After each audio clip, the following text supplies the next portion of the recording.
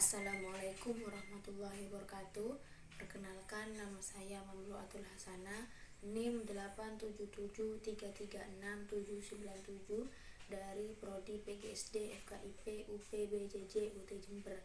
Kali ini saya akan melakukan percobaan tentang pemantulan cahaya yang bertujuan yang pertama untuk mengetahui atau menjelaskan sifat-sifat cahaya, yang kedua menjelaskan sifat-sifat bayangan yang dihasilkan oleh cermin, yang ketiga menjelaskan sifat-sifat bayangan yang dihasilkan oleh lensa, yang keempat menentukan fokus cermin cekung, dan yang terakhir adalah menentukan fokus lensa cembung. Alat dan bahan yang dibutuhkan adalah lilin, cermin datar, penggaris, celah, dalam hal ini saya menggunakan sisir, terus lensa cembung, lensa cekung, dan penggaris sudut, kemudian senter, dan sebuah kardus untuk menjadi alas kertasnya, dan setelah itu ada lembar kerja. Nyalakanlah lampu dan amati dengan baik jalannya berkas cahaya pada saat sebelum dan sesudah. Ini sebelum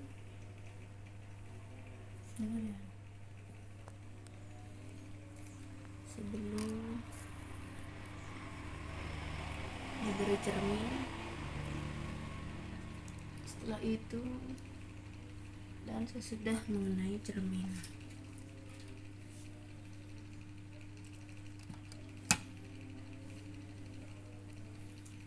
Selanjutnya kita akan mengukur besar sudut datang dan besar sudut pantul. Kita mulai dari besar sudut datang dari 20 derajat yang ini, dan dipantulkan dari cahaya ini juga sama 20 derajat. Lanjut ke 30 derajat, sudut pantul sudut datang 30 derajat dan sudut pantulnya juga 30 derajat. Selanjutnya sudut pantul yang sudut datang 40 derajat dan juga cahaya yang dipantulkan juga 40 derajat. Selanjutnya sudut datang 50 derajat dan cahaya yang dipantulkan juga 50 derajat. Selanjutnya sudut yang datang 60 derajat dan sudut yang dipantulkan juga sama 60 derajat.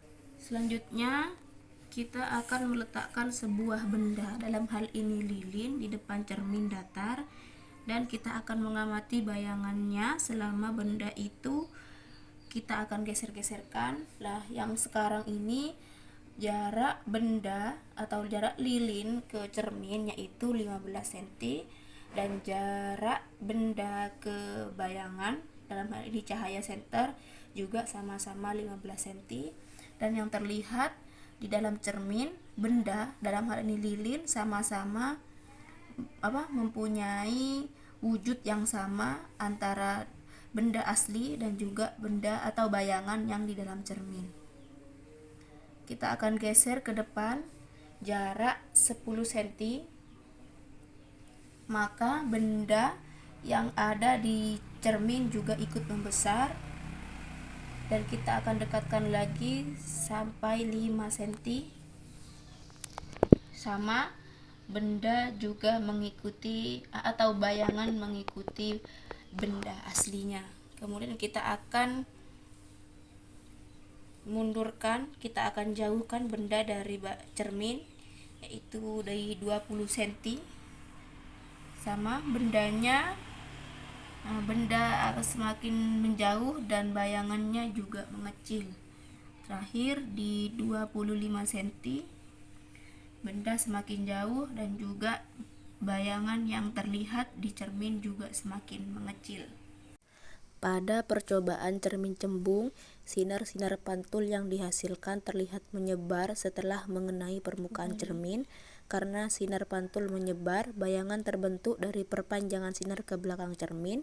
Hal tersebut menyebabkan bayangan yang terbentuk tidak dapat ditangkap layar atau bersifat maya. Bentuk permukaan cermin yang cembung yang melengkung keluar membuat cahaya dipantulkan secara divergen sehingga menghasilkan cermin yang bersifat maya, tegak, diperkecil dan terletak di belakang cermin. Pada percobaan cermin cekung, sinar-sinar pantul terlihat berkumpul pada satu titik fokus setelah dipantulkan oleh permukaan cermin. Hal tersebut menunjukkan bahwa cermin cekung bersifat konvergen atau mengumpulkan cahaya. Berdasarkan pengamatan menunjukkan bahwa bayangan yang terbentuk bersifat nyata, terbalik dan sama besar dengan benda. Sifat tersebut terjadi karena benda diletakkan di pusat kelengkungan cermin cekung. Dari percobaan ini dapat disimpulkan bahwa cermin datar menghasilkan bayangan yang bersifat maya, tegak, sama besar, dan jarak bayangan sama dengan jarak benda terhadap cermin. Kemudian untuk lensa cembung menghasilkan atau memantulkan cahaya secara menyebar sehingga menghasilkan bayangan maya, tegak, diperkecil dan berada di belakang cermin. Kemudian untuk cermin cekung menghasilkan atau memantulkan cahaya dengan mengumpulkan sinar pada titik fokus sehingga dapat menghasilkan bayangan nyata, terbalik dan sama besar. Sekian video ini, semoga bermanfaat. Wassalamualaikum warahmatullahi wabarakatuh.